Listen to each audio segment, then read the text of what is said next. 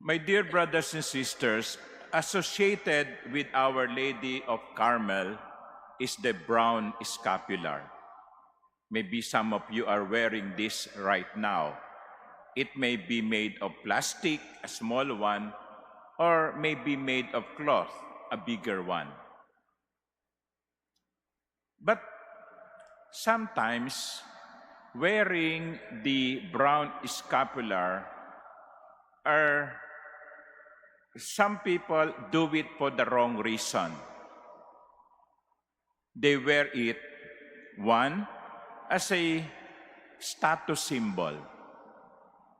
Kaya kahit na hindi nagsisimba, no, hindi tumatanggap na sakramento, makikita mo, no, may nakita akong mga kabataan, pinagdidikit yung scapular sa harapan at ginagawang parang kwintas. Status symbol. Or some may wear the brown scapular to send a message, I am holier than you. That is what I am saying when the brown scapulars are used for the wrong reason. I am not saying that all who wear brown scapulars are like that. No, I am not saying that. What I'm saying is the brown scapulars may be used for the wrong reason. So what should be the reason why we should be wearing brown scapulars? Well, one, the brown scapulars should remind us of who we are, that we are children of Mary. Just like the uniform that you wear, you know that someone is working, say, at SM Mall because he's wearing a blue dress with white collar, or possibly she is a member of the CWL. Di ba?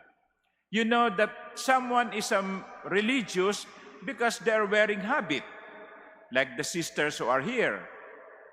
You know that someone is a priest when he's wearing a Roman collar, although some of the priests or many of the priests are not wearing Roman collar anymore, or seldom.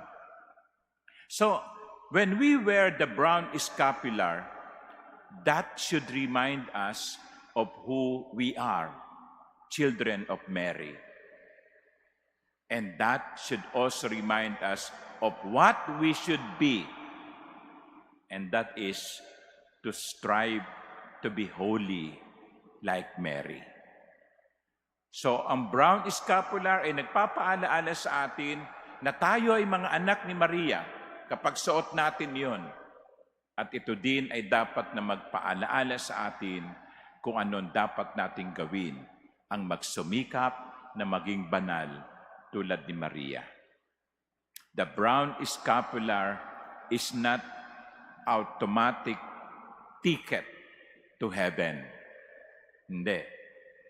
It's not an automatic ticket to heaven that you are wearing this scapular and you are sure of heaven. I don't think so. It just reminds us of who we are and what we should be. I think that is also the message of the gospel. The Lord condemned the city, the places of Chorazin, Bethsaida, Capernaum.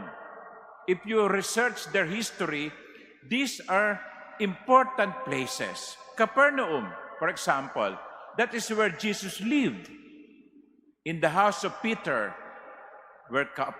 in Capernaum. Pero sabi ni Jesus, wag niyo isiping angat kayo sa iba, ha? No? Hindi. Kasi kung yung biyayang ibinigay sa inyo ay ibinigay sa Tyre and Sidon o sa Sodom, ay matagal na silang nagbalik loob.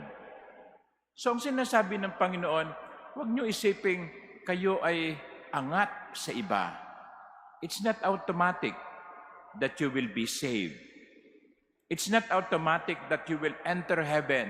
People of Chorazin, people of Bethsaida, people of Capernaum, you have been blessed but you have to use the blessing properly. It is a condemnation that reminds us of who they are: privileged, graced, gifted, and what they should be: responsible, repentant, holy. Kaya nga ang Diyos may ibinibigay sa ating mga paalaala. Ang brown scapular ay isa sa mga paalaala ng Diyos. Sino tayo at ano ang dapat nating gawin? Amen.